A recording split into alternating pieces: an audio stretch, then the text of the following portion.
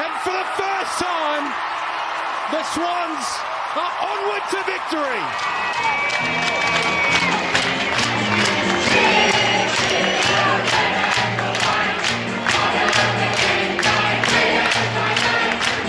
Welcome back to A Bevy of Bloods, a fan podcast of the Sydney Swans Football Club. So to all you loyal Swans out there who just can't get enough of the red and the white, fluff up your tail feathers and settle in for a potentially biased yarn about all things to do with our beloved Bloods.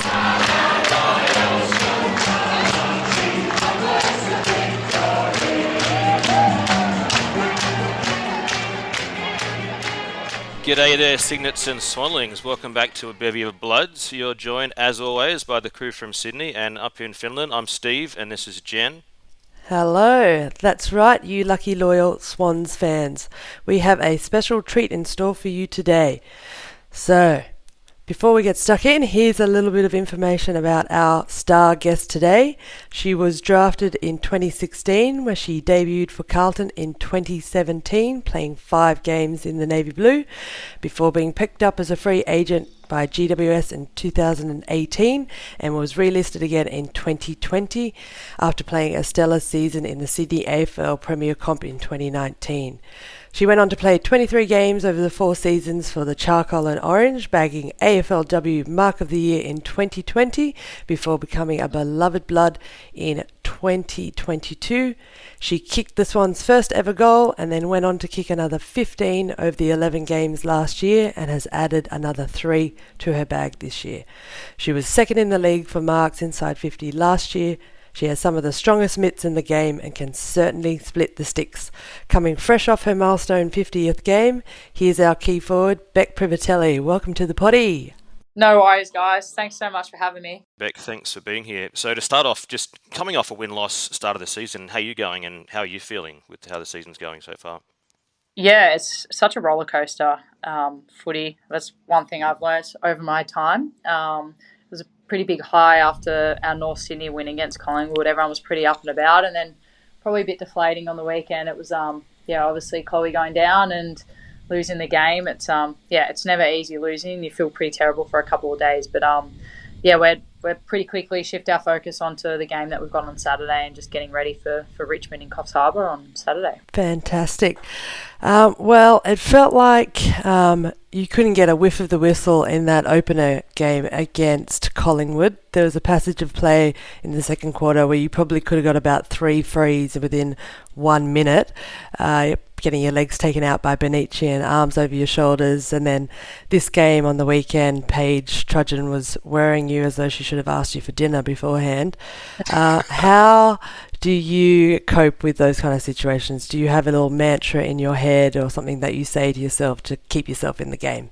Yeah, I think actually Paige was a really tough opponent to play on the weekend. I thought she was quite hard and aggressive, and which is a really good strength and quality of hers. It makes it hard as a forward to kind of get away from that. But I think the biggest thing for me is sometimes when you kind of relying on the ball coming in and it doesn't feel like your day, you've got to find something else. And for me, I've probably got to come back to my pressure. And it's definitely not my biggest strength, but it's something that I'm working on and I've got to get better on. And then, when it's not clean, when I can't take contested marks, when I can't get shots on goal or set up my teammates for goals, I just got to come back to that pressure. And that's something I've got to keep working on and getting better at. So when I do have those really tough days or playing against really good opponents, I've got more in my toolbox, I guess, so that I can fall back on. Yeah, for sure. And so Swans fans, we know you as a true Swan, but you were actually drafted by Carlton back in 2016, played some time with the Giants as well.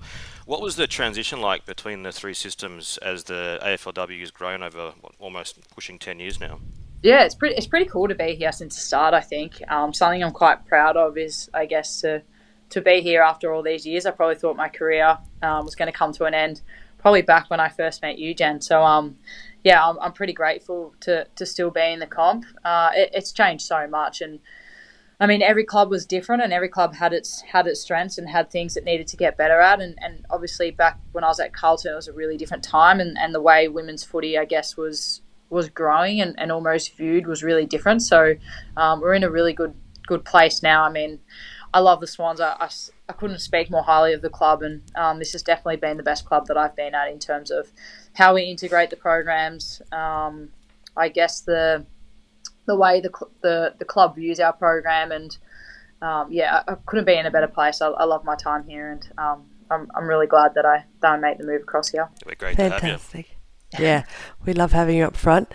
Following on from that, obviously you have played at the different clubs and moved up originally from Melbourne, and we know that you're a firefighter outside of the locker rooms. How do you manage your work-life balance?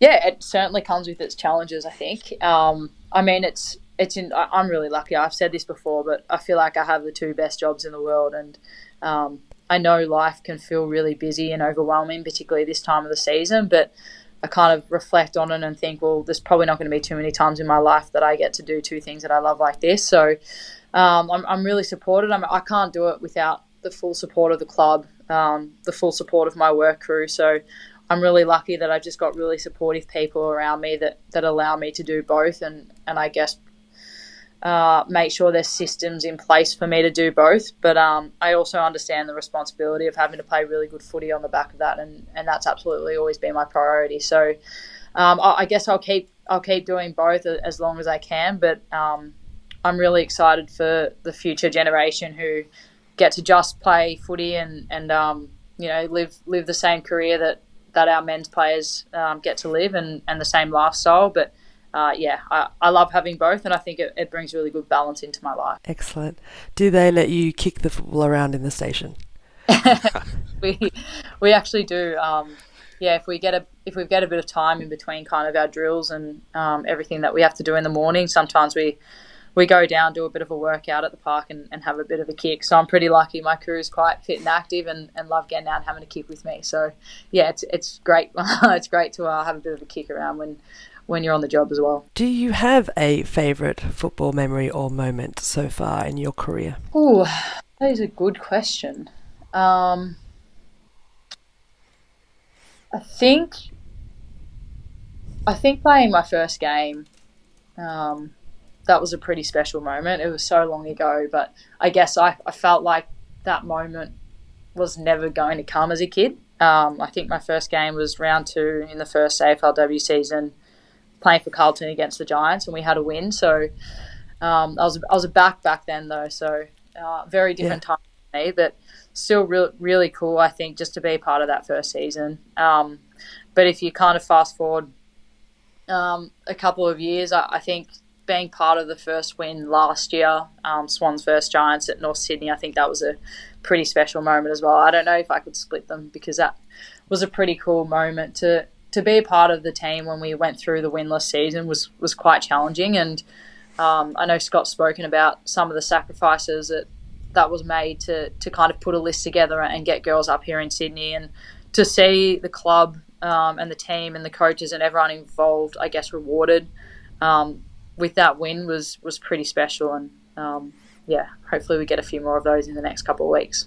Yeah, for sure. We're hoping too. So you're up to the 3rd year in the Swans now, and tell us a bit about the forward line this year and how it's looking, how it's all coming together, how different players are sort of coming in and out of the forward line and playing together. Yeah, it's good. I mean, we have so much depth, and I think it'll change a little bit now that we won't see Chloe for the rest of the season.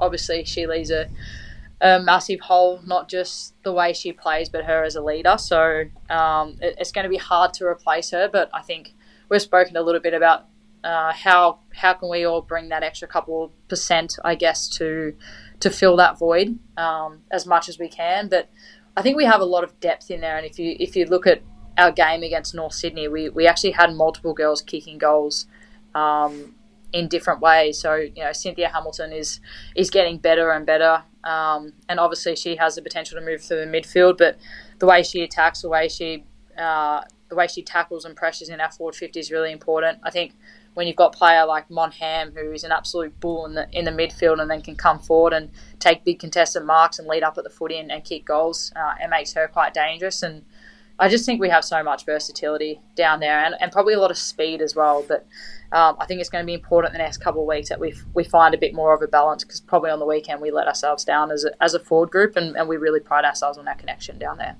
we know you've come back from an injury in that elimination final. How has that journey been for you in the off-season? And double-pronged question, what are your personal goals for the rest of this season? Yeah, it was tough. I haven't faced a challenge like that in my career. I've actually been quite fortunate to survive something like 22 years without a long-term injury. So I guess it was pretty disappointing. I remember saying the week of the final, I feel like I've waited my whole career for a moment like this. So it was pretty devastating. Only playing 10 minutes and going down with the injury, but I was just so proud of the girls and the way they played, and I think just being a part of that moment for the club was really cool, and I was just honoured to be there. But yeah, the injury through different challenges, it was a really long off season, I guess. I think the biggest impact was I couldn't do my normal life outside of footy, and I'm really big on making sure I have a really good balance when I'm not here at the club. But obviously not being able to work, I couldn't walk for about 6 to 8 weeks, and had to have 2 surgeries within the 4 months, one to get the pins and plates put in, and then one to get them put out. So I guess if you probably saw me in the first 5 weeks of pre-season, you would have thought, geez, there's no way she's gonna get back by round 1. But yeah, I'm really lucky. I had some incredible people around me just putting the time to make sure I had all the resources available to tick every box and get my body right and do all the right things to get myself back for round 1. So it was cool to finally make it back. And I think when I kind of think on what I want next and what my goals are, I think it's just to have an impact for as long as I can. I really pride myself on, I guess, one, being a leader within this group, but and help develop our culture and our really young group. But 2, I want to play the best footy I can for as long as I can. So hopefully we can get back on the horse this week and it can be a better result. But yeah, just keen to play the best footy I can, I think. Well, John, that's a big journey. Yeah, I mean, talking about, you mentioned in your rehab and your recovery from the injury, good people around you, and there's one in particular to ask you about. Coach Scott Gowans has signed on now till the end of 2027, and you've been in the AFLW system since the very start. Tell us a bit about Coach Gowans' impact on your game as a veteran player in the comp.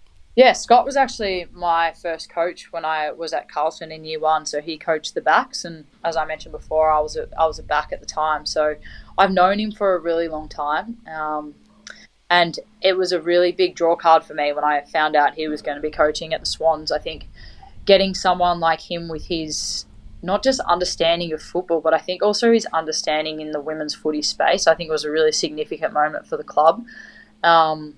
He's a fantastic person. He's very well supported by his incredible wife, Jodie, and I guess the 2 of them together make Sydney like a family for us here. And I think that's really important when you've got so many young girls and so many players coming from interstate.